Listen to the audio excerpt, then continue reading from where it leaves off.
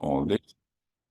Right, okay, so I forgot to. So anyway, so I just said something about Global Psychiatry Archives and the Global Psychiatric Association, which should be supportive to people from all over the world, and which should be easy to work with, non-bureaucratic, non-national, and supportive of all ethnicities, people who can join. And you don't have to go through the ranks. If you have a say, we will support you. If you have a paper, we will support you. And I hope that we all become friends in this way. Yeah, thanks for listening. And luckily for all the people, I forgot to record the initial talks, but so be it. And I give back to Sujit Kar. Thank you so much, Professor Reinhard, for your remarks. And now I invite the first speaker, Dr. S.M. Yasir Arafat. To introduce Dr. S.M. Yasir Arafat is currently working as an associate consultant of psychiatry at Bangladesh Specialized Hospital, Dhaka, Bangladesh. He completed his MD in psychiatry from Bangabandhu Sheikh Mujib Medical University, Dhaka. And he has also done Master in Public Health in Health Economics. He has co-authored more than 350 peer-reviewed articles and book chapters. He edited several books with Springer, and he has been included in the Global 2% Researcher list released by the Stanford University for consecutive 3 years, 2021, 2022, 2023. He's among the top 2% of researchers. He is acting as an editorial member of more than 10 leading journals by some reputed publishers like Springer, Taylor Francis, Frontiers, Wiley. His research area basically focusing more on mental health aspect of focusing on regional mental health, Southeast Asia, suicidal behaviors, psychometrics, panic buying, and psychosexual disorders. So there is a lot of things to say about Dr. Yasir Arafat, but without spending much time, I invite Dr. Yasir Arafat to deliver his presentation on ecological perspectives of suicide. Over to you, Dr. Arafat. I request all the participants to, if they have any questions, to put it in the chat box so that we can have a discussion at the end of the presentation.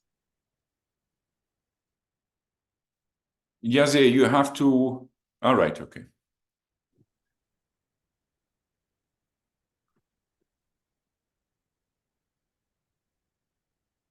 If you put your camera on, we can see you. All right. So thanks, Sujit. Thanks, Reinhard, for organizing this event. Now, let's start with our prime goal. So today I will focus on the ecological perspectives of suicide, emphasizing that how suicide is overly interconnected with multiple factors.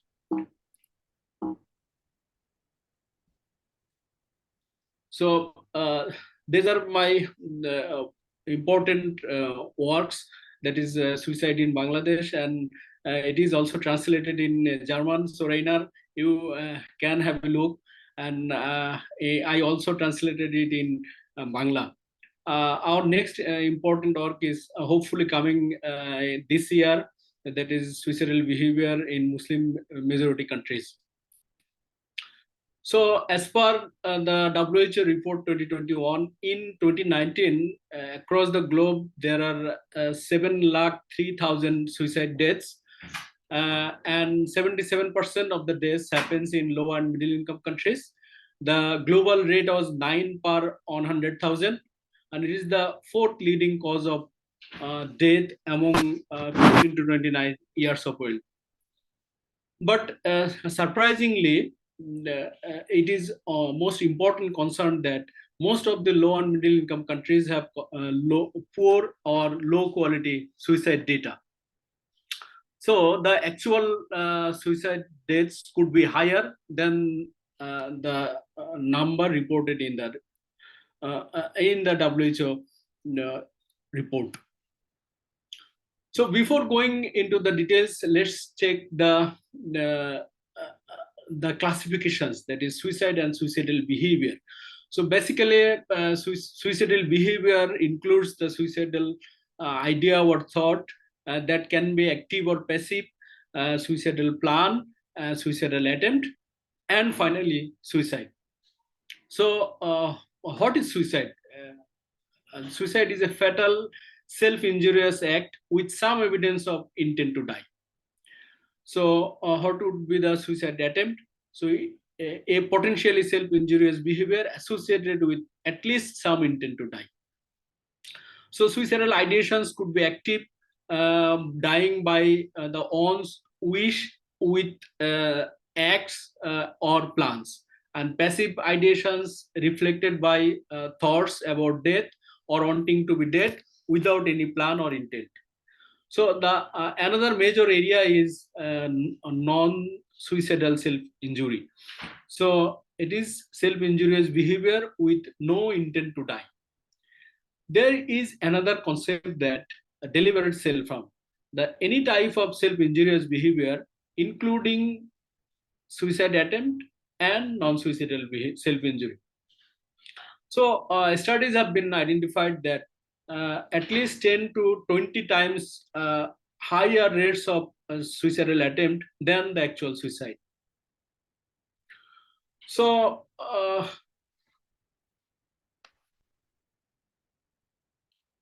the formal study on suicide started in 1950s in US and Canada, and a bit earlier in France, but still not much have been detected to indicate a statistically significant reduction in national suicide rates, at least in the Western countries, especially US and Canada. And also, there is not significant targets achieved in reduction of suicide rates globally.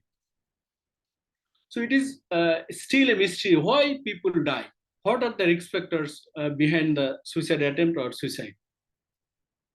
So one of the earliest monograph on that published by Emile Durkheim in 1897. So he classified the suicide deaths based on moral regulation and social integration. So he classified 4 types of suicide deaths. Number 1 is altruistic, 2 egoistic, 3 anomic, and fatalistic. So when the social integration was high, then there may have altruistic suicides for suicides based on the betterment of the community. And when the integration is so low, then people feels threatened belongingness, and as people become isolated, and egoistic suicides happen. So when the moral regulation is too high, then fatalistic attempts happens. And when there is no social moral regulation, then it happens the anomic suicides. He explained that the anomic suicides usually happen suddenly, mostly based on life events. So in the recent time, for assessing risk factor, psychological autopsy studies have been considered as gold standard studies, even though there are lots of criticisms of the methods and the process of identifying the risk factors. The recent meta-analysis identified that they used 37 case control studies from 23 countries, and they identified 40 risk factors. They classified the risk factors into 4 groups, that is clinical factors, socio-demographic status, family history, and adverse life events. And interestingly, among the 4 factors, the meta-analysis identified that clinical factors have the highest odds of suicide, followed by self-harm or previous suicide attempt. One of the earliest systematic review of psychological autopsy studies, here both the case control studies and case series studies were included. They found that the median proportion of cases with mental disorder was 91% for case series studies, and in the case control studies it was 90%. So another meta-analysis after about 1.5 decade, they identified 48 studies with 6,626 suicides. They estimated that the mean prevalence rate of any mental disorder is 80%.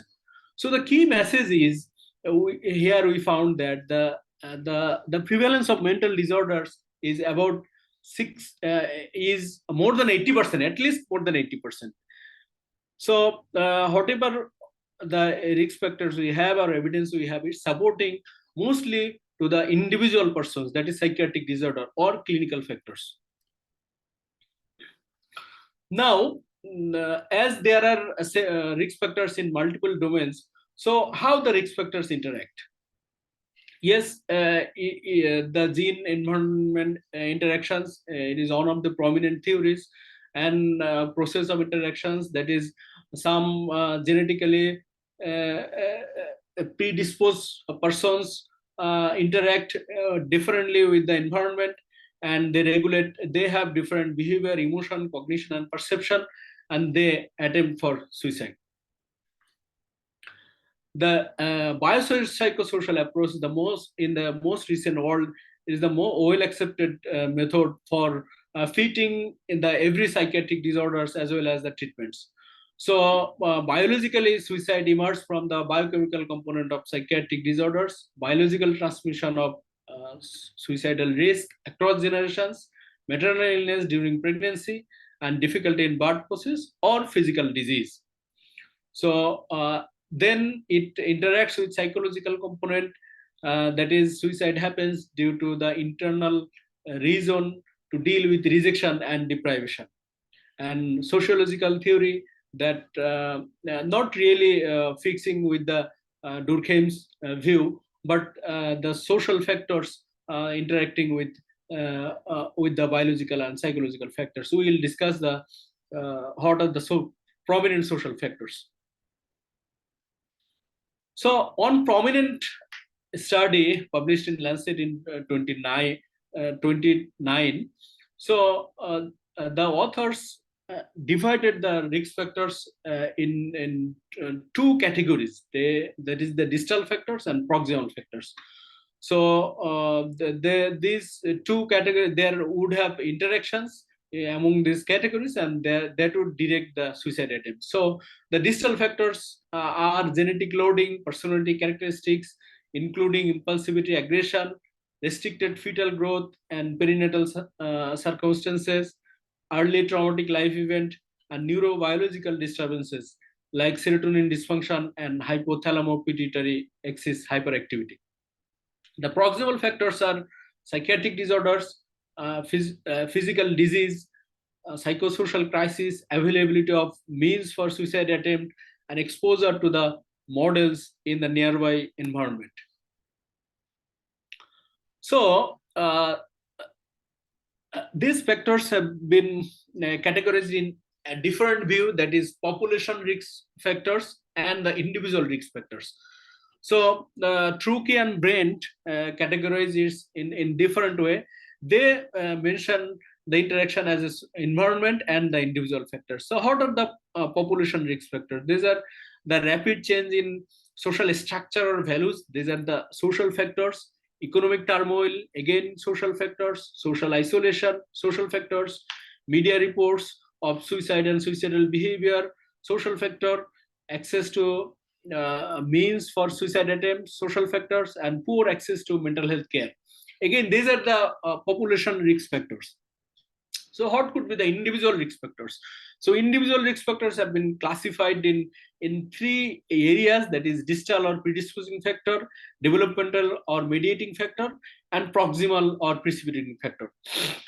So distal factor, there have genetic loading, family history, early life adversity or epigenetic changes, and stable changes in genetic functions that interacts with the developmental mediators, that is high anxiety, high impulsivity, chronic substance uses. And finally, it comes into the attempt when there would have behavioral disinhibition, acute substance abuse, biological and genetic factors would interact with the life events, hopelessness, and psychopathology. So what are the existing theoretical explanations for suicide attempt or suicide? The earliest and prominent theory or psychic theory, according to this theory that is proposed by Menon 1993, according to psychic theory, psychological pain or psychic is the only necessary factor for suicide attempt. So what about the other factor? That all other factors such as depression and hopelessness are secondary and only relevant to suicide insofar their association with psychic. So psychic is the only necessary factor as per the psychic theory for suicide attempt. Then Joyner explained the interpersonal theory of suicide in 25. So he, as per the interpersonal theory of suicide, there must have a combination of three factors, that is thought and belongingness, perceived burdensomeness, and acquired capability of suicide. So the suicide attempt will happen only if these three conditions accumulate on individual. So thought and belongingness, I am alone; perceived burdensomeness, I am burdensome; and capability for suicide, yes, I can attempt or I can complete the suicide. Then 2011, Rory O'Connor proposed the integrated motivational and volitional theory, and it was sorry, it was further extended in 2018 by O'Connor and his colleague. So here he focused that the theory emphasized on the understanding the why people die by suicide with a particular focus on psychology of suicidal mind. And the model developed from the recognition that suicide is characterized by a complex interplay of biology, psychology, environment, and culture. And it also mentioned that we need to move beyond the psychiatric category if we are further understand the causes of suicide. So the theory conceptualized in three phases, that is pre-motivational phase, motivational phase, and volitional phase. So pre-motivational phase is the same with the distal factors, that is genetic loading and their interaction with environment with life event. The motivational phase, yes, there have defeat, humiliation, entrapment, and suicidal attempt. The volition phase, importantly, their access to the means and impulsivity, physical tolerance of physical pains, and fearlessness. In 2015, Kloski and May proposed a different theory, that is ideation to action theory or three-step theory. So here they mentioned that are you in pain and hopelessness? If yes, you have suicidal ideation. Is your pain greater than your connectedness? If yes, then a strong suicidal ideation. And are you able to attempting suicide? Then suicidal attempt. Okay, now the ecological perspective. In 1979, Uri Bronfenbrenner, an Russian-American psychologist, published a book on ecology of human development. So in that book, he introduced a new theory of human development that emphasized the interactive process between the person and environment. So he proposed that basically there are several systems around in our living place. So the first ontogenic system comprised of the person himself, the age, sex, or genetic loading or something else. Then he has a interaction with the surrounding environment, that is family, church, school, and peers, that consist of microsystems. And then there is a larger mesosystem. Mesosystem is a system of systems. So there are several multiple systems that interacts with on other and together. That is the mesosystem. And then it extends further to the neighbors, social services, industry, mass media, and local politics. That is the exosystem and macrosystem. Macrosystem attitude, ideologies for culture, and comprising the macrosystem. Again, there is another system, that is chronosystem. So here we see that ontogenic system, then microsystem, mesosystem, exosystem, macrosystem, and chronosystem. Okay, now let's check some published papers indicating the why suicide is outside the individual person or need a larger control for suicide prevention. So suicide rate in relation to the HDI in 91 countries. So their study found that suicide rate is significantly higher among males, and it has significant differences based on the Human Development Index. So it has 11.6 in very high development countries, then nearly 8 in medium development countries, and 14 in high development countries. So there are variations on suicide rate based on the HDI index. So suicide rate varies greatly between countries with different developmental levels. Now, an important study, that is natural experiments, impact of inbuilt environment on suicide rate. So the study was conducted in Hong Kong. Built environment and suicide rate over 13 years of period observed in 151 rent-only public housing communities. So they identified 3 important significant factors associated with suicide.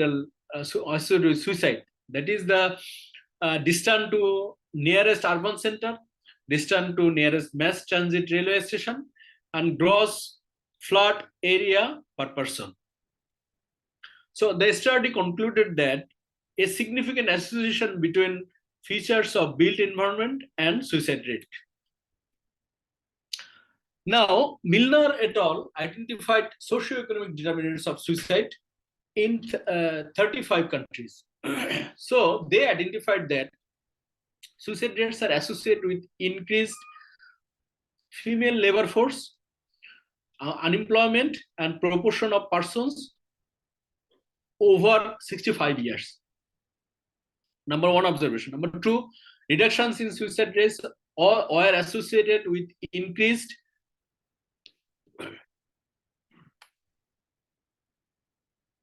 health spending per capita, and higher fertility was associated with reduction in male suicide. Female labor force participated had a stronger effect on male suicide rates.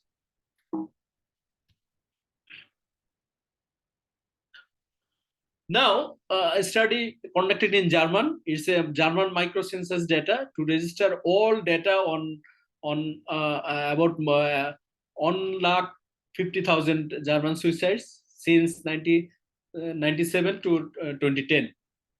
So they found that increases in district suicide rate by 1.2% for 1% increases in district unemployment, and suicide rate decreases of 0.4% for 1% increases in income.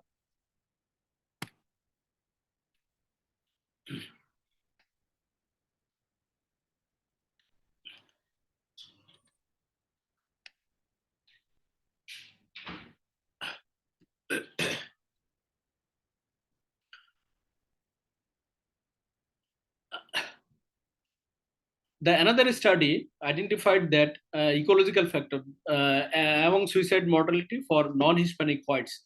So the strongest contextual predictor of higher suicide mortality are lower rates of manufacturing employment and higher rates of opioid prescription for all age and sex group. Increased gun accessibility for men and religious participation for older people. So it is a study in Australia. They identified the suicide risk and its association with the drought. So they found that an increased relative risk of suicide of 15% for rural males aged 30 to 49 years when the drought index rose from first quartile to third quartile, and suicide increased risk of suicide in spring and early summer. We have seen this variation in seasonal variation in other context in other countries also. So suicides are higher in spring and early summer. Now we see that an Italian data, right, they extracted from 26 and 28. They include the database to include all deaths by suicide and natural causes. They found that, interestingly, 15 to 64 years of age, suicide deaths are significantly more often to have a higher educational attainment compared with the same sex and age counterparts. So they explained that persons with higher school attainment compared with those with a maximum primary school degree had significant increase odds ratio for dying from a suicide rather than natural cause. So academic attainment is a risk factor for suicide, according to this paper. Now, the paper assesses the greenness and suicidal behavior. So the authors identified that a negative association between greenness, exposure, and suicide mortality. And greenness significantly decreased the risk of suicide. The relative risk was 0.7. Now, religion, it is almost well accepted that suicides are lower in Muslims, and according to the rates, it is high in Hindus. On interesting study on 46 Muslim majority countries with checking the associations with suicide rate and other ecological variables, the study identified that there are inverse association between total suicide rate in males and females with HDI and income of the country. So it is only the Muslim majority countries. The suicide rate was significantly higher in countries with democratic systems compared to the non-democratic countries. So in earlier study, we have seen that the HDI suicide rate has variations based on the HDI, but there is no linear relationship. But in this study, the relationship is linear and inverse association, the total suicide rate and the suicides in males and suicide in females. Now, media and suicide. It will be will explained by Professor Vikas in a later time. But we have already known that the further effect and Papageno effect. So further effect that insensible media reporting creates the suicidal behavior in the community people, and Papageno effect, sensible media reports can reduce the suicidal behavior in the community. The meta-analysis identified that risk of suicide increased by 13% in the period after a media reported death of a celebrity suicide.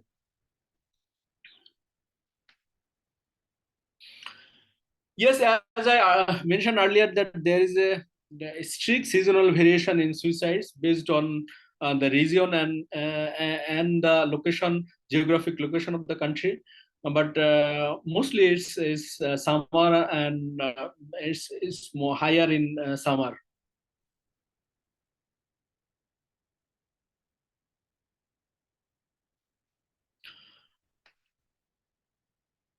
So unemployment and suicidal behavior. Unemployment increases suicide rates. Now the natural disasters and suicidal behavior. In Japan, it was found that male suicide rates increased after an earthquake.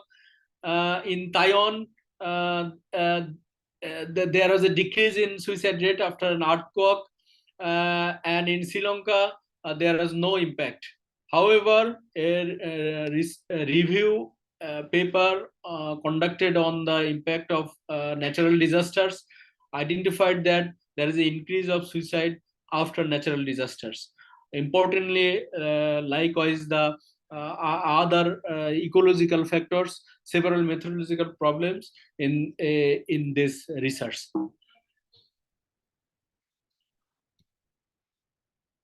Now, the air pollution. Can we think about that air pollution can lead to suicide attempt? This meta-analysis include 12 studies of the Association of Air Pollutants and Suicide, published between 2010 and 2019. They assess the concentration of nitrogen dioxide, sulfur dioxide, ozone, and carbon monoxide.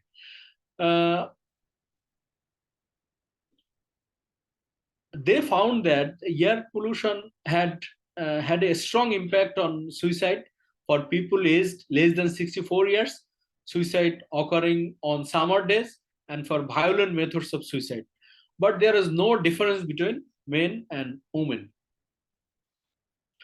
So based on this plenty of evidence, WHO in 2009 endorsed a public health multi-layered, multidisciplinary approach for suicide prevention, and that should be the shifting the focus from individualist to the environment.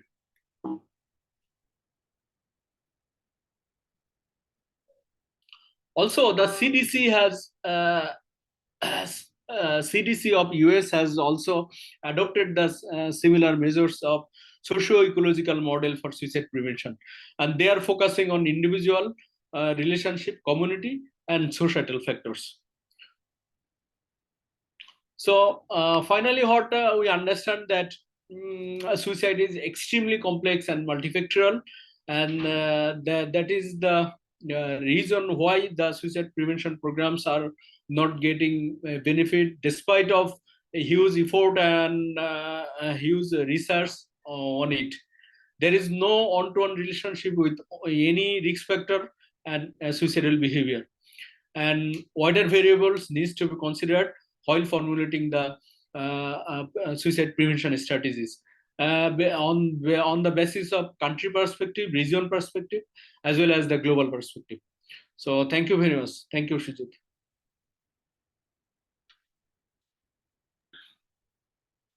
Thank you, Dr. Yasir, for a very comprehensive presentation on ecology of suicide. We have some questions in the chat box. The first question is by Professor Reinhard. Sometimes suicide have different times from thought to decision and action. Do the risk factors act differently at different time points?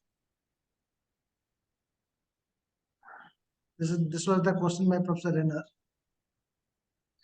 So please tell again. I couldn't understand.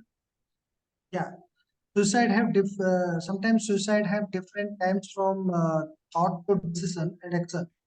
So do the risk factors act differently at different time points?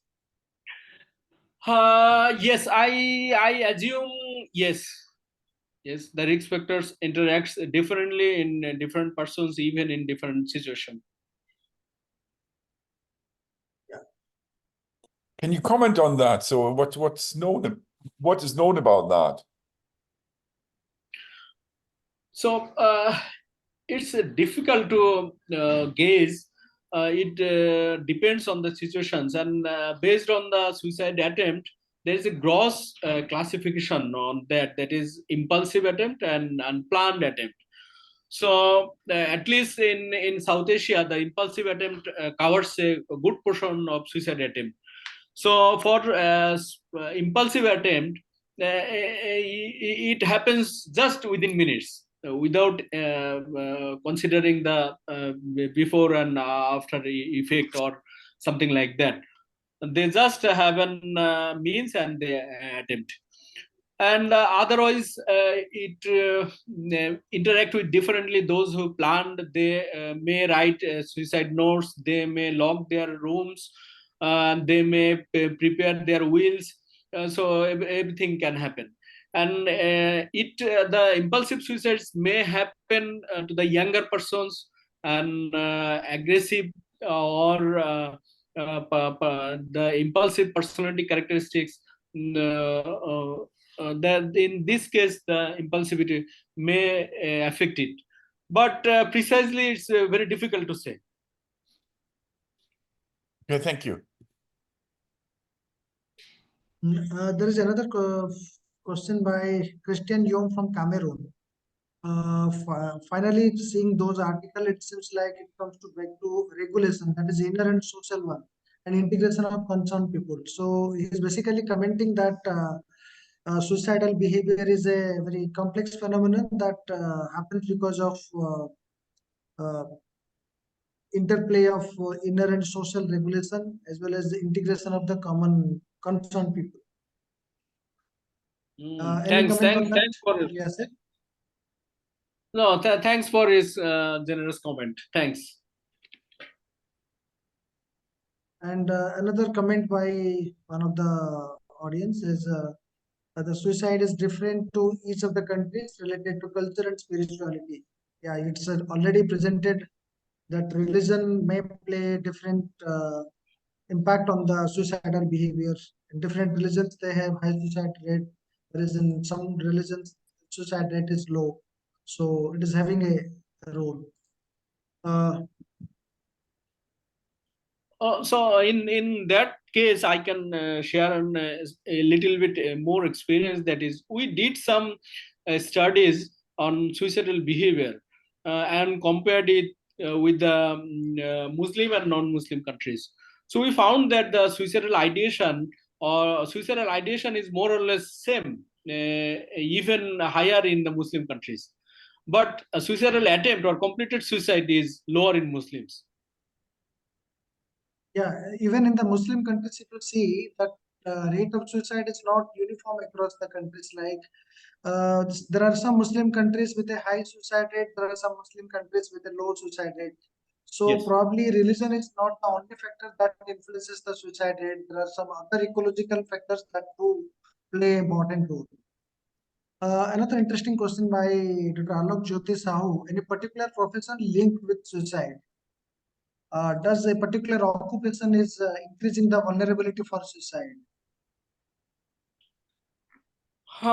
Yes, we have seen the papers as far as we have that anesthesiologists, psychiatrists, and the physicians have the high risk for suicides. So yes, Among the doctors.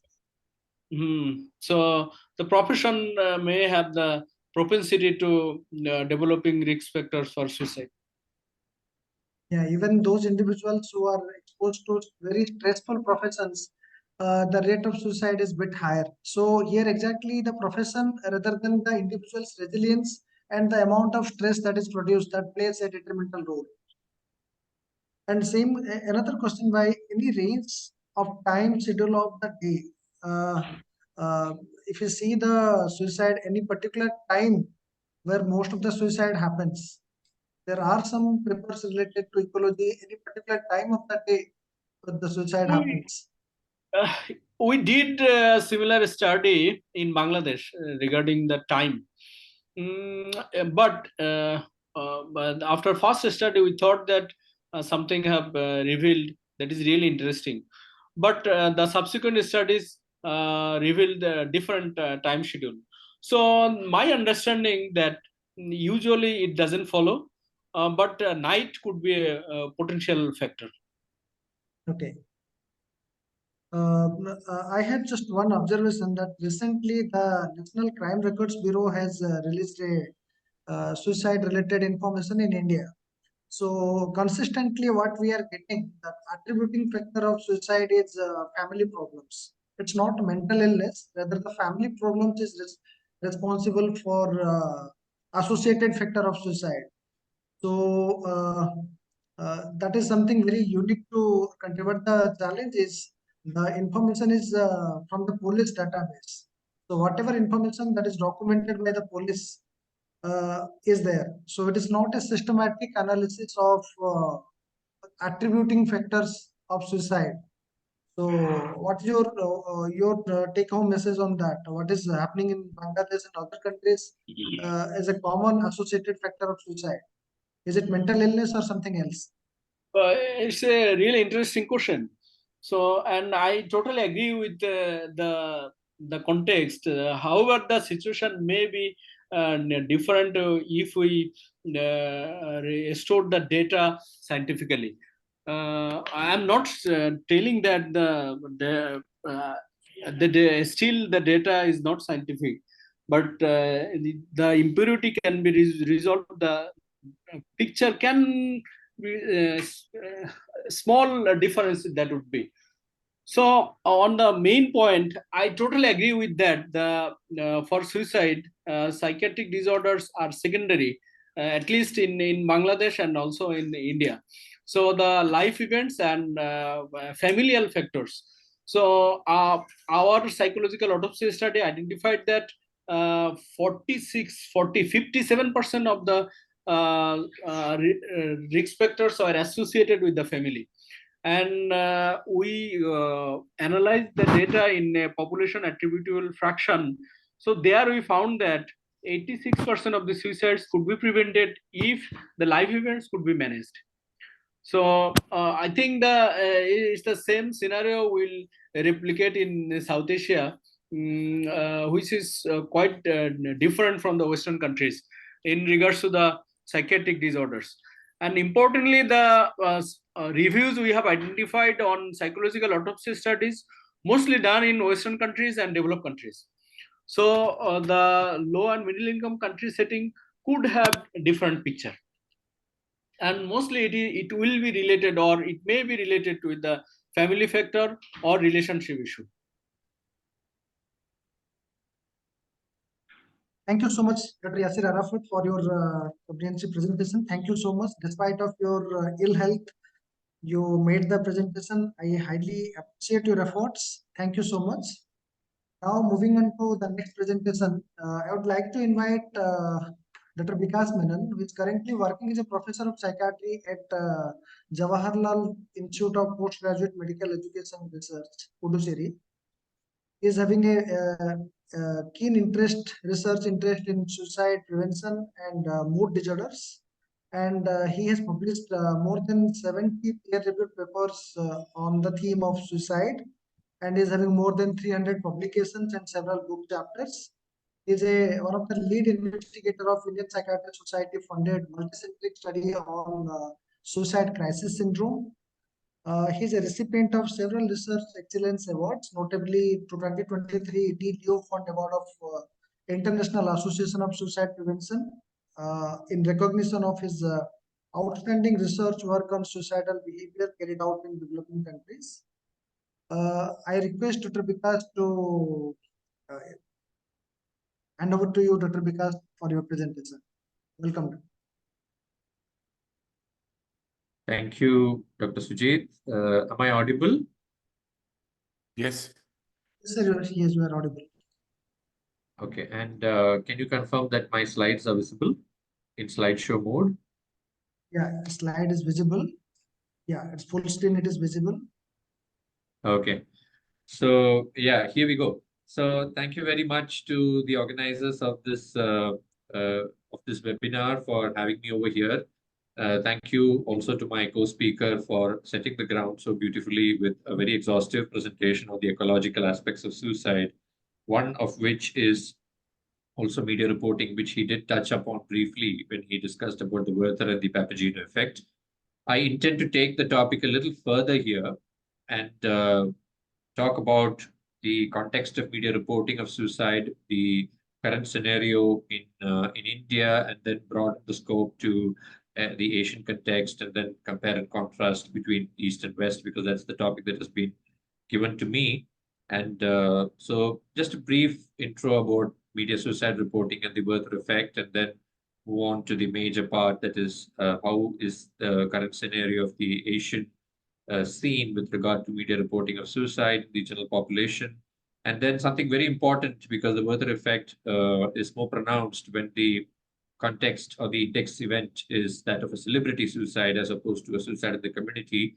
So what is the scenario regarding media reporting of celebrity suicide in the Asian context? And then how all this compares with Western literature. So I'm not going to do Asian first and Western first. I'll just, at each section, I'll be comparing and contrasting Asian and Western literature because that will make it easier for us to understand rather than doing it sequentially. And then we'll end with some recommendations and future directions. And hopefully we are on the clock at that time. So, yeah. So just, actually when I was given this topic and when I started preparing, I became a little, started to play the rewind button a bit and looked at why, I became interested in media suicide reporting, because although I have been working in the field of suicide for close to a decade now, it was really the last 4 years, and particularly with my collaborators, some of whom have been co-speakers here, and also Dr. Sujit and Dr. Yasir and all, we became interested in this aspect of media suicide reporting because primarily that was the lockdown time and not much formal other research avenues were possible to pursue. And moreover, we were being exposed to these kinds of media reports on a daily basis. So this was something that caught my attention in the initial part of the pandemic after a socio-religious event.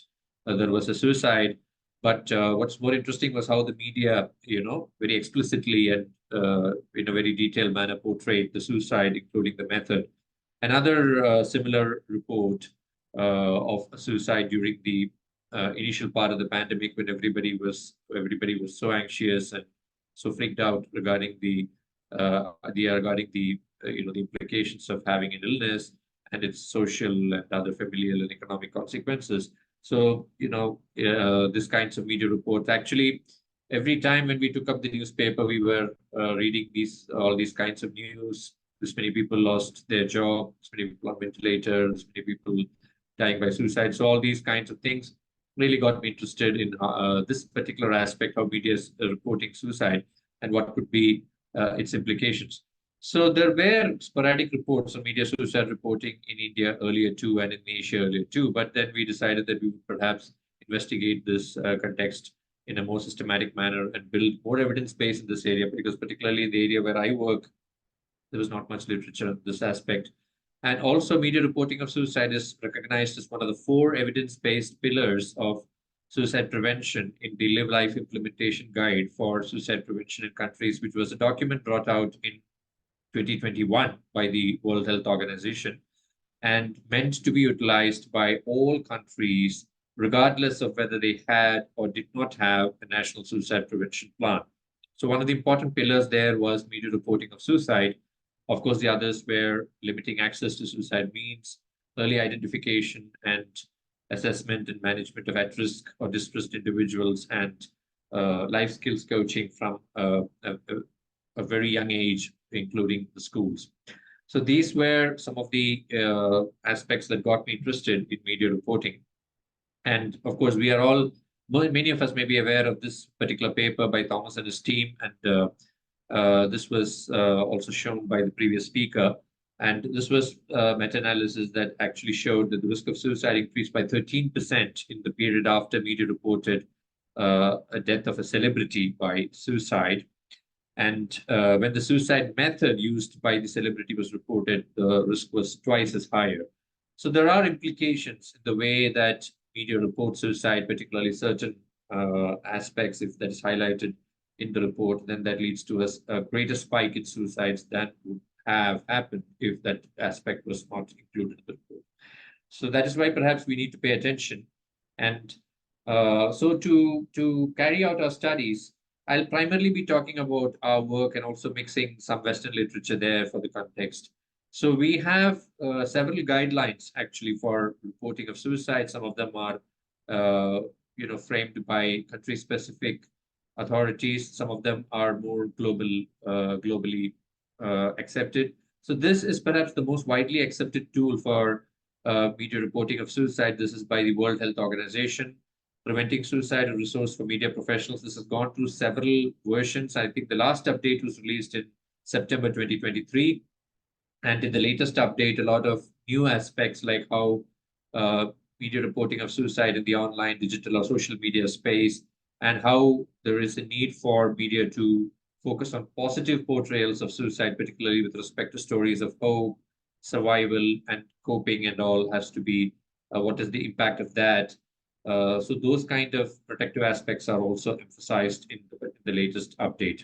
So, but when we carried out our work in 2020, at that time, it was the 2017 update that was in vogue at the time. So that is what we had used for most of our work. Just to give you a flavor of some of the other tools that are available, this is the PrintQual tool by Anne John and a group of the UK. So this is mainly for printed newspapers. So this was there were two reasons why we preferred the WHO reporting checklist for most of our work. One was the PrintQual tool, which was the other major tool that was available, was mainly for printed newspapers, while we carried out our work mostly on online news portals. Although we did do some studies on printed newspapers, also much of our work was on online news portals. And the second reason was that most of the other Asian studies had already used, available Asian studies at least, already used the WHO checklist. Therefore, it made us easier to compare our results with that of what was already existing at the time. So with that background, I just thought I'll give a brief introduction or overview about some of the items that are there in the WHO reporting checklist, because then we'll actually be able to appreciate some of the results when we go to the findings of the individual studies. So if you see the WHO reporting checklist for suicide, it's basically divided into two parts. That is potentially harmful reporting characteristics and potentially helpful reporting characteristics. Interested readers might note the use of the word potentially there, because we cannot be really sure what is harmful and what is helpful. We can only say that these are potentially harmful or potentially helpful because they seem to be potentially harmful for majority of the readers. So in the title, things like describing the method or giving an indication of the location or reason for suicide or inciting life events are listed as potentially harmful characteristics. And in the main body of the report, identity of the person, identity details, details of the suicide act itself in terms of the method that was used, hanging, suicide, and so on, or details or steps of the suicide, or the location is mentioned. If inciting life events are mentioned, whether the report implies a monocausal explanation for suicide. Just now we heard from the previous speaker that suicide is multifactorial. So whether they go against the evidence and imply a monocausal explanation, whether details of suicide note are reported, and whether the report is illustrated with photos of the victim or photos of the location. So if any of these are there, these are all coming under potentially harmful reporting characteristics, and we would code them as being present or absent. Potentially helpful reporting characteristics are things like warning signs or indications in terms of any of the early warning signs, or nowadays social media posts indicating suicides are also an important warning sign. Text messages or calls indicative of suicide, whether that is actually being reported in the suicide story. That is what we were looking at. Whether the suicide story recognizes the link with poor mental health, recognizes links with other possible risk factors like substance use, and whether they focused on educating the public about suicide in terms of the expert opinions, publishing expert opinions about suicide, some of the important research findings about suicide, important suicide statistics, educational or preventive information about suicide, which may also include any nearby suicide resource center or any clinic in that area, or any suicide support service in terms of hotlines or helplines. So these are some of the potentially helpful reporting characteristics, which if presented in the report, we would code as yes or no. So these are pretty simple studies, which anybody could carry out actually. So what are the implications of major reporting breaches that are observed? This is important for us to know, because that really helps us to contextualize what we are talking about when we are saying a particular reporting breach has happened. So if a report actually describes or details the identity of the person in terms of age or gender or occupation, then that's going to be of concern, because that's going to promote identification with the disease. So if a vulnerable reader reads that, those details, and then that may promote identification with the disease and imitative behavior.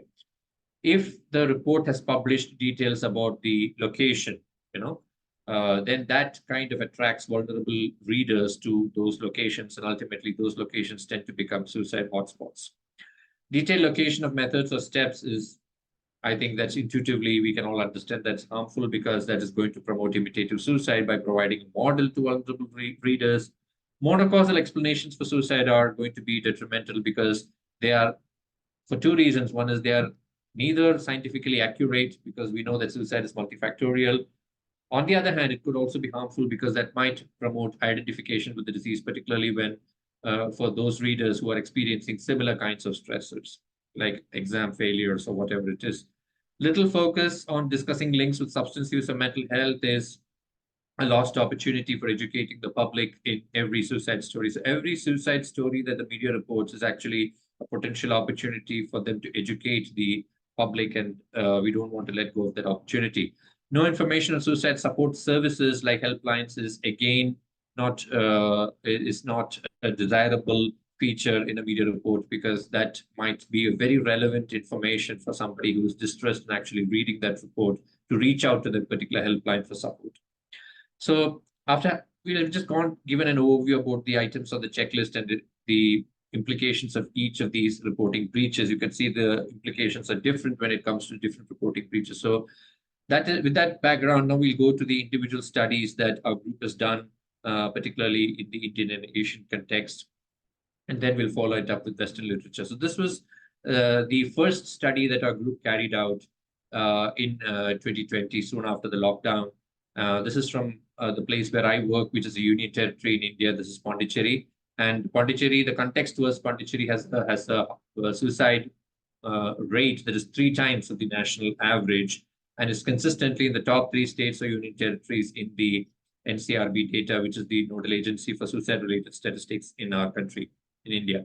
So what we did was we did a year-round content analysis of suicide-related reports in the 2 most widely read vernacular dailies. So we actually started off with wanting to check the suicide patterns in 2 vernacular and 2 English dailies, but we actually did not get any suicide report in the time period of interest in the English dailies. So that's why we had to finally restrict it to the vernacular daily. So we found 318 reports in a year.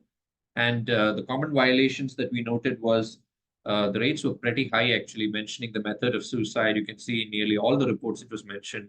The location in 4 out of 5, in monocausal explanations in 9 out of 10 reports. So these are pretty common violations, the implications of which we just discussed a while ago.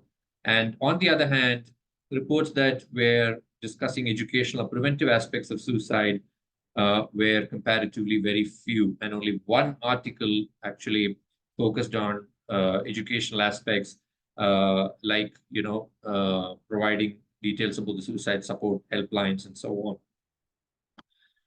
So then we moved on to we also simultaneously carried out a study in Uttar Pradesh. This study was led by Dr. Sujit, and we were also part of the team. So where we content analyzed suicide-related reports in 2 vernacular and 2 English dailies. We did find some reports in the English dailies as well there, so we were able to analyze that. And the sample size was more than 500 there, meaning we got a larger sample size than what we had got in Pondicherry. So this were some of the findings. The important ones I have boxed there in red. So again, in the title, details about mentioning the method of suicide.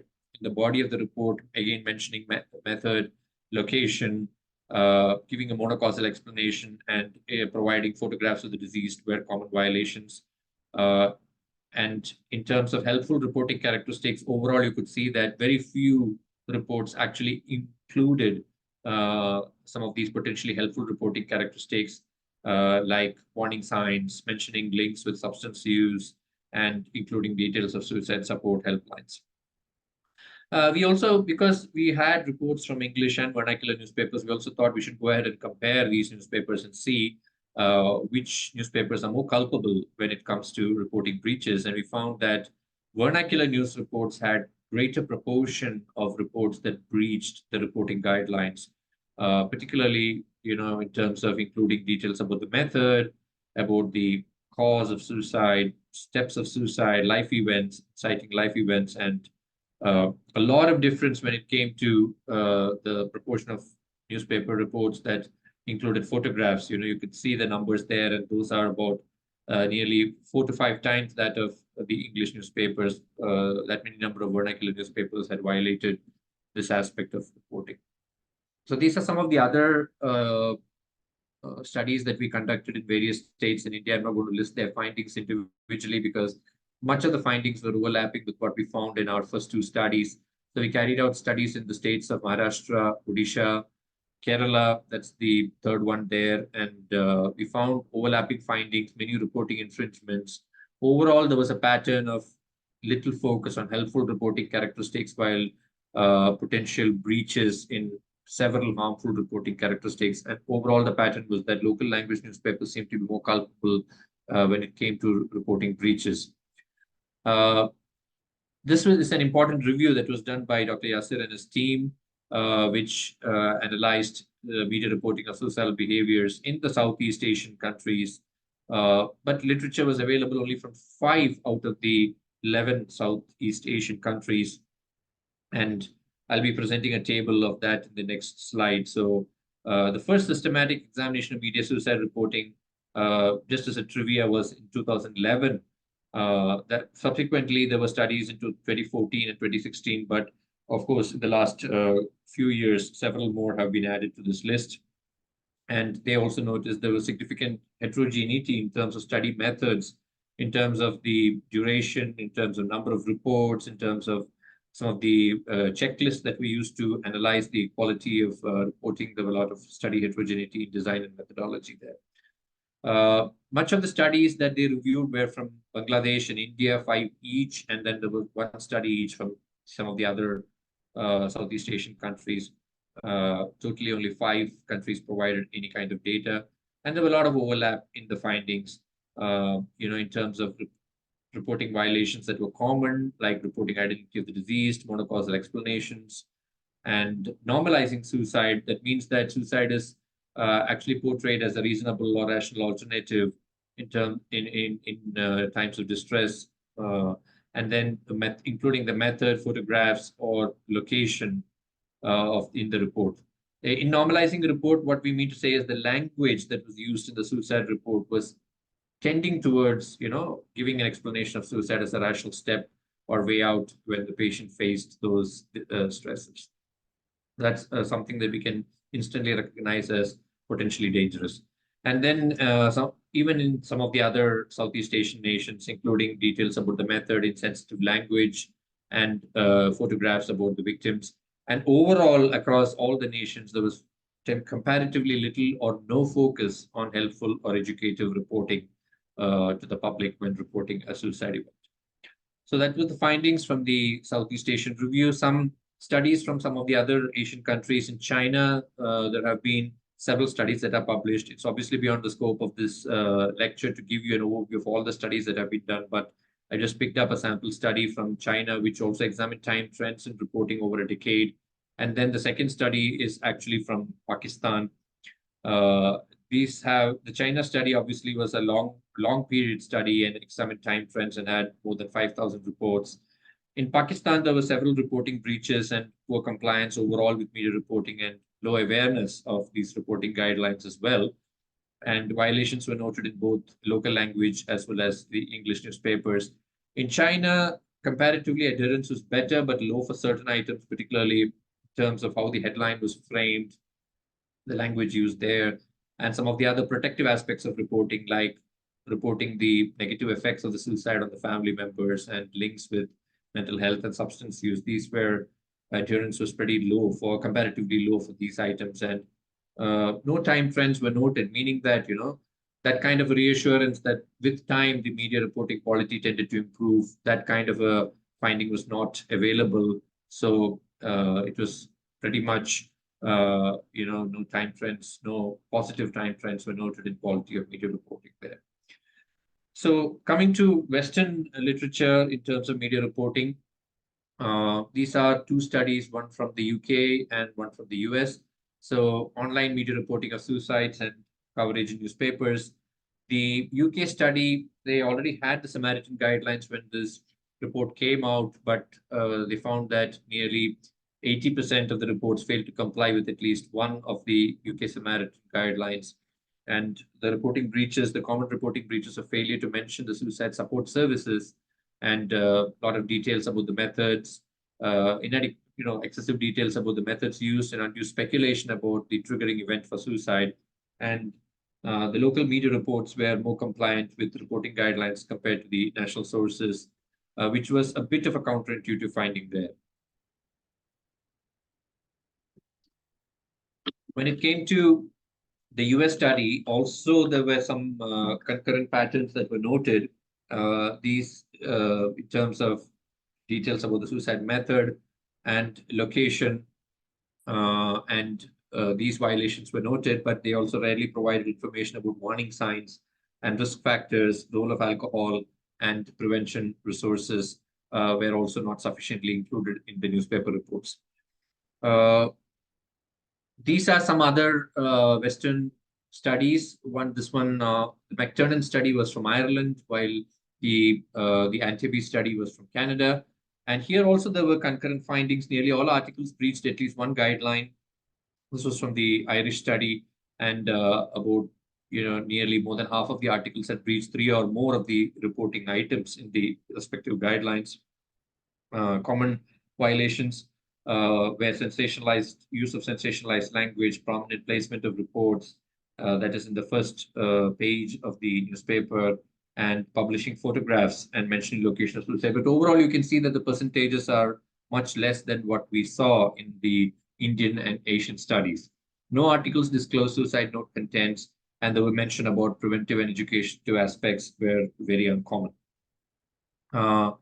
Comparatively, in the Canadian report, the scenario was a little better. There was high overall adherence to several recommendations, and over 80% of the articles did not give a monocausal explanation or glamorize the death or other prominent placement or use of sensational language. But when it came to protective content, again, there was low adherence. So you can now see a pattern that is emerging in the Western literature about how overall the reporting breaches in terms of reporting of potentially harmful characteristics are seen, but are probably in a minority of the reports compared to definitely less common compared to the Asian literature. But in terms of reporting of helpful characteristics, preventive and educative aspects, the differences are not so marked when it comes to Western and Asian literature. Then we also examined media reporting of celebrity suicide, because on June 14, 2020, in India, a prominent entertainment celebrity, Sushant Singh Rajput, died by suicide, and that was prominently reported by the media outlets. So as soon as the event happened, we were already working in this field, so it was easy for us to cobble together a team, and we expanded our team to work on this particular aspect of reporting, because we know from the BMJ meta-analysis that media reporting of celebrity suicide is a much stronger trigger for the Werther effect compared to media reporting of non-celebrity suicides. So that is what we sought to examine in this paper. This was what we aim to look at, is how the media is reporting the suicide of an Indian entertainment celebrity. We scored online news portals of local language as well as English newspapers and television channels also. So that was not done earlier, but we also looked at online portals of television channels for a week after the suicide event had happened, and we found about 573 relevant news articles to analyze, and these were the results. So the important ones are again boxed there, and you could see that certain reporting breaches, like including photo of the victim, where where in about 9 out of 10 reports had some or the other photograph there. Monocausal explanations, location about suicide, including details about the method of suicide, were other prominent reporting breaches. In contrast, again, reporting of potentially helpful reporting characteristics, like including warning signs and mentioning suicide support contact services, were very few. Although, you could see that at least 15% of the reports had some details about suicide support service, which is numerically at least better than what we noticed in some of the earlier general media reporting studies. In terms of comparison between vernacular and English newspapers, again, vernacular newspapers were more culpable in terms of their media reporting quality and inclusion of more harmful reporting characteristics. They breached more of these guidelines there. In terms of potentially helpful reporting characteristics, it was more of a mixed bag there. No clear pattern emerged because some of those were distributed more in the vernacular newspapers, while others were more commonly encountered in the English newspapers. So no clear pattern there, but clear patterns for potentially harmful reporting characteristics. That was the first week following the death of the celebrity. Then we also thought we should extend the study further and see whether compare, how the celebrity suicide, whether it actually influenced media reporting patterns. So for that, we had to have a comparison period before and then compare with the period after celebrity suicide. That's what we did in this particular analysis, where we took a 3-month period before and then compared with a 3-month period after the death of the entertainment celebrity. The same team basically which analyzed the other, which did the other analysis also, but we had an expanded time period and also covered 7 languages. We used the same reporting checklist for all our studies, and these were the findings. Very interesting that certain reporting breaches, like including identity details in the title, location of suicide, after the death of the celebrity, showed a significant jump. Here, we should keep in mind that we are not analyzing media reports of the celebrity suicide. That was done in the first analysis. Here, we are reporting general community suicides and what is the influence of celebrity suicide on that one media reporting of general suicides in the community. That is what we had looked at. So we had to keep that in context when we look at these results. And even things like mentioning details about the suicide in terms of the method or the details about the steps had also significantly increased following the celebrity suicide. Also, including photographs of the deceased had also increased significantly. In contrast, again, for potentially helpful reporting characteristics, the differences were less pronounced. And although some of the protective characteristics are also increased, but not some of the others. So it is more of a mixed bag there. We also further extended the study to see how long these effects last. So we first analyzed the 3-month period following the celebrity suicide, but when we also extended it to about a year following celebrity suicide and compared with the corresponding period of the previous year. And we found that overall, many of the potentially harmful reporting characteristics showed a linear time trend of decreasing with time as we proceeded beyond the celebrity suicide event.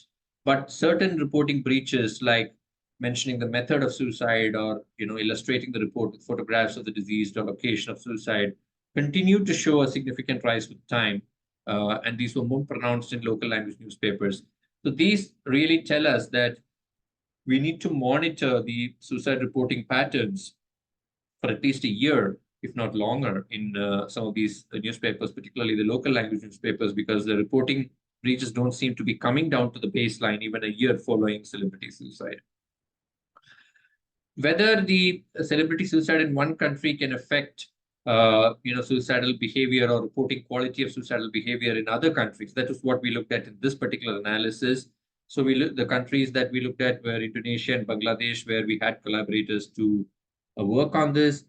So we could not really analyze whether the celebrity suicide was influencing the quality of media reporting because we did not have a pre-celebrity suicide time point as a reference.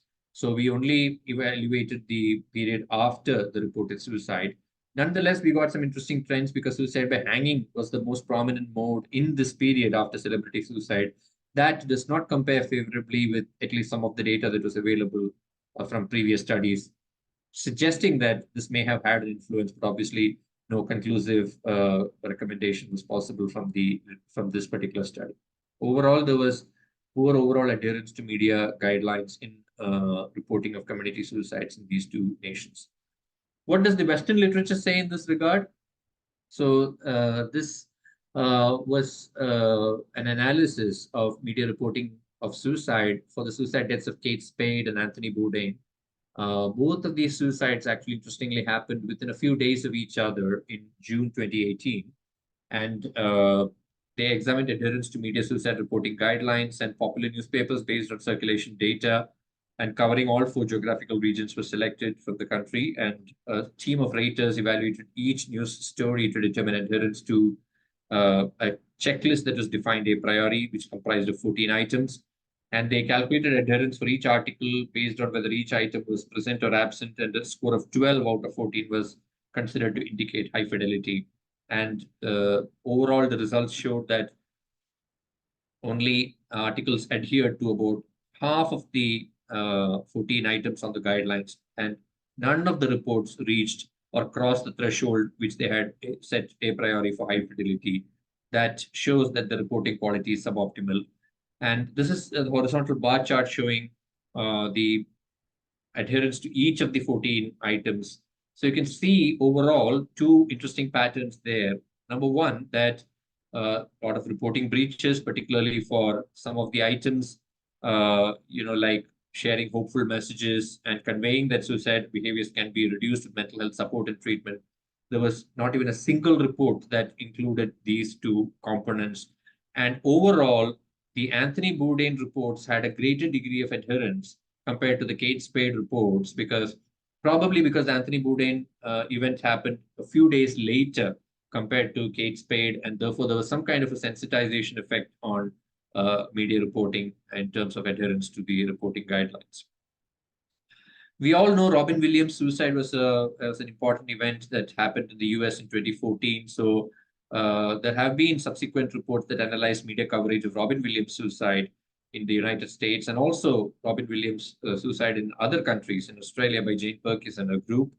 The Carmichael study had totally 63 articles, and they noticed overall moderate adherence to Robin Williams, the reporting guidelines for this particular event, and better adherence in language and phrasing aspects, but few reports had adhered to recommendations for helpful or educative reporting. In fact, about a quarter of the reports tended to glorify the suicide and romanticize the suicide, and about nearly half of those reports went into details about the method. The Perkis report actually found good quality of reporting overall, with high levels of adherence to the mind frame guidelines, which was already in vogue in Australia by then. And about 2/3 of the articles had adhered to at least 8 of the mind frame guidelines, which is about 80% of their total guidelines, 10 points. But gaps were noted in terms of recommendations to public education. So this is another pattern that you can now see where, in terms of helpful reporting characteristics, even Western literature and their media reports are also quite deficient there. But in terms of potentially harmful reporting characteristics, their percentages of proportions are lesser compared to the Asian literature. So with all this information, what kind of recommendations can we propose? So in our papers, we have proposed 4 major recommendations to improve quality of media reporting, both general suicides and celebrity suicides. The first and foremost is to have country-specific media reporting guidelines. So why we need to have country-specific media suicide reporting guidelines is because country-specific challenges in reporting are different and unique. The socio-political-religious context of suicide is unique. And therefore, recommendations from other settings or global recommendations are likely to have lesser uptake in individual countries. So that's why countries need to go for specific guidelines. It's not just enough to frame guidelines and sit in an ivory tower, but you need to disseminate these guidelines through periodic workshops and engagement efforts with stakeholders, particularly the media, because we have had studies that also document the amount of pressure that media professionals are under when it comes to breaking news about celebrity suicides and so on. So they also are working under tremendous pressure, and it's a good practice to engage with them and recognize the challenges that they face, and then try to come up with solutions that are going to work on the ground. So there are qualitative studies of media professionals that are eliciting their barriers to adherence, which all of us can go back and look into, and then try to engage with them to collaboratively develop solutions for the barriers that they have identified. Interestingly, we have proposed something called a National Media Monitoring Agency in our work, which we proposed in the aftermath of some of the findings of our studies. Basically, we proposed this agency with 3-pronged functions, that is, to monitor printed electronic media on a regular basis for suicide-related news articles that are deviant or not adhering, and then to raise awareness about the role of media in suicide prevention, about how media are very important stakeholders in promoting awareness about suicide prevention, proactively reinforcing media reporting guidelines, and to engage with media professionals on a regular basis to raise awareness and elicit barriers and work together to develop collaborative solutions to these issues. Yeah, we're coming to the end of the presentation. So this is a scorecard tool that has been developed by Dr. Lakshmi and her group from Chennai, consisting of 10 positive and 10 negative items to assess media reporting. The beauty of this scorecard tool is that it's very simple and it's something that can be used as a self-checklist by media journalists or other people working in this field to see whether the report that they have prepared, meets a predefined set of guidelines, and therefore you're sure that at least some of the major aspects that need to be taken care of are actually taken care of. Some other tools in this regard are the Tempos tool, which is also a 10-item tool, a very short, brief tool that allows media professionals and suicide prevention experts to assess adherence to recommendations, and also self-checking is possible.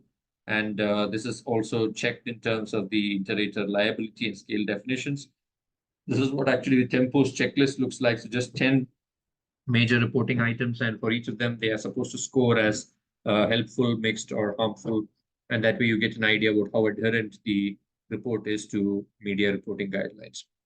So this is my penultimate slide about media suicide reporting East versus West. So you can see overall the pattern that has emerged is that in terms of potentially harmful reporting characteristics, definitely the proportion of reporting breaches are more in the Eastern literature compared to West.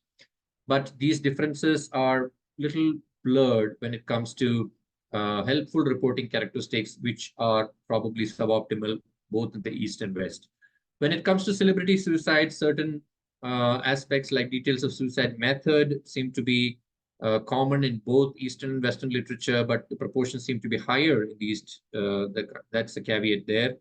With regard to insensitive language and phrasing, East, news reports from the East are more culpable in this regard. But overall, both Eastern and Western literature, there are gaps in terms of helpful reporting characteristics, educative and preventive reporting. And that is something that is definitely a reporting gap, which is more of a global phenomenon. So with that, some of the take-home messages that we need to remember are that adherence to media suicide reporting guidelines overall seems to be better in the West. That may be because they have already reporting guidelines for quite some time now, and therefore the dissemination and uptake of that is better. But these differences tend to blur when the context is a celebrity suicide, which are suboptimal in both Eastern and Western literature. Some of the common reporting violations in the Eastern context are use of insensitive language, monocausal explanations, including details about the methods, location, and photographs. And local language newspapers had more of these reporting breaches compared to English newspapers. Common reporting violations in the Western context are including details about the suicide method or undue speculation about the trigger for suicide. And globally, there is less emphasis on preventive, helpful aspects of reporting. And I think what media reports need to do is focus on harm reduction when they are preparing a report and embed the suicide story that they want to convey in a larger, encompassing, encouraging, positive narrative about suicide, because then that is the underlying message that tends to carry across that there is still hope and coping skills, coping strategies that can be used to overcome these challenges, much like the Papageno effect that we are very well aware of. Further research must popularize and investigate the impact of the use of simple reporting checklists, some of which we have already shown in this presentation. And with increasing use of AI and technology, how we can harness AI and technology to actually improve and check media reports before publication to make sure that they conform to a certain minimum standard before they actually go out for public consumption. So I'll stop here. Thank you for your attention, and grateful for this opportunity and happy to take any questions that are there. Thank you so much, Dr. Vikas. Thank you so much. We have some questions in the chat box. There is a question. could the WHO recommendation be improved based on the recent findings? So whatever the recommendation given by WHO maybe in 2011, subsequently amended in 2017, and now it is again amended in 2023. What do you feel that whatever the guidelines are recommended by WHO, is it enough for checking the quality of media reporting, or any amendment is further required? Yes, this is a very interesting question, because after all, what are the guidelines for? Ultimately, the guidelines are for improving the quality of media reporting, which should reflect in decreased suicides. So if we look at it from a broader perspective, it's been nearly a decade since the first version of the WHO reporting guidelines were published in 2014, and 10 years have passed, and the most recent study from our group was done in 2022. Still, there were a lot of reporting breaches. So if you see from that perspective, at least, not much effect in terms of quality of media reporting.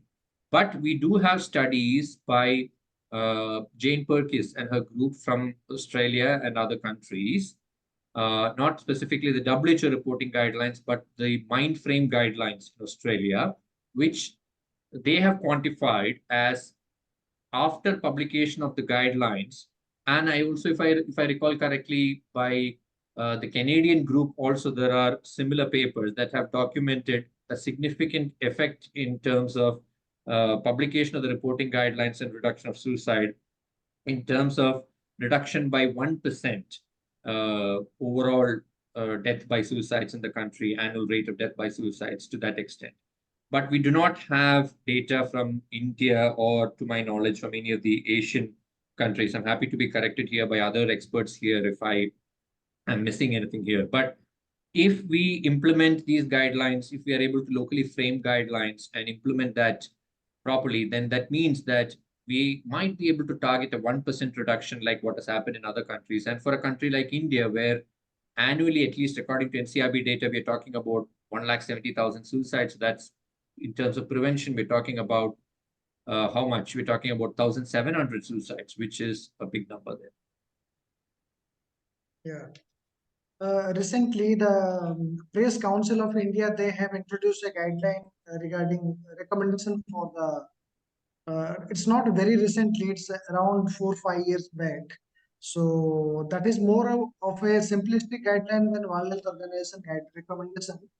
But again, despite of having those guidelines, still there is no for improvement in the quality of media reporting. Another interesting question by Professor Reinhard. Have the WHO reporting guidance had any significant effect on the reduction of suicide in any country? Before the guideline was introduced, the suicide reporting style, and after any change in any of the countries? Yeah, so that I actually answered this question, Dr. Sujit, in my comment on how the Australian group and the Canadian group have actually reported a reduction in their national suicide rates following publication of their national guidelines, not exactly the WHO reporting guidelines, but the Canadian guidelines and the Mindframe guidelines in Australia. So that is the question I answered. Yeah, so there is no reference to WHO recommendation. So it is with respect to the Mindframe, basically. Yeah, it is with respect to their national guidelines. There is one comment by Isa Multajam Noor.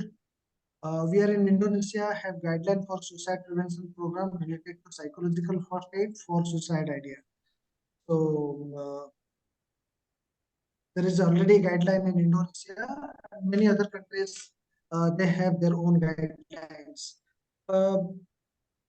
I don't see any more questions. Any final comment, Professor Reinhard? No, I think I made a comment on this chat box to say it was really a great talk, and I think it's very comprehensive, and I'm really grateful for the speakers, and including Yasir, who has a bit of a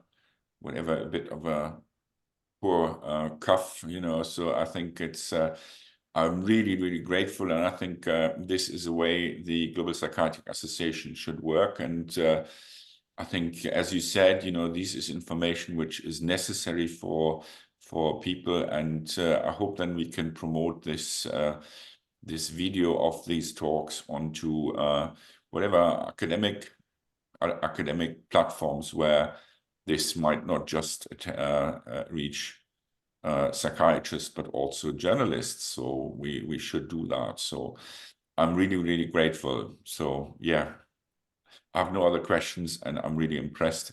And I'm also impressed about the intensive collaboration between India, Bangladesh, and other countries, and Bhutan. I think that's really great. So I think we have the same in Germany, hats up.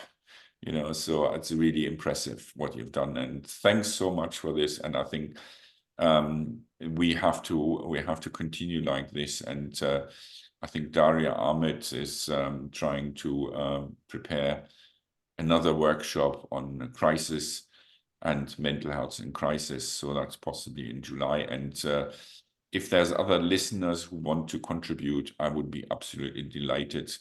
And this is for young people who have a say. And I think you're not really young, but I think you're really impressively working very well, and you really have a voice. And I think you should have a better voice, and these things should come out.